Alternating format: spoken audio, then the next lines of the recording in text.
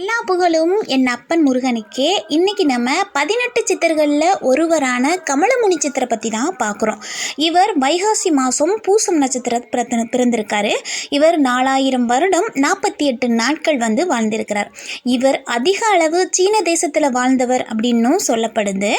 இவருடைய ஜீவ சமாதி திருவாரூரில் பெரிய கோயிலான தியாகராஜ பெருமாள் கோயிலில் தான் இவருடைய ஜீவ சமாதி அமைஞ்சிருக்கு.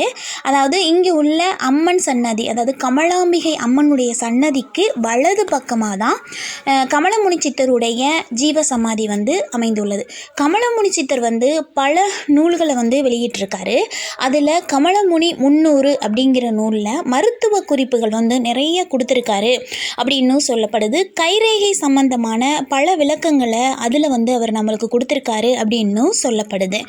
கமலமுனி சித்தருடைய குருநாதர் போகர்.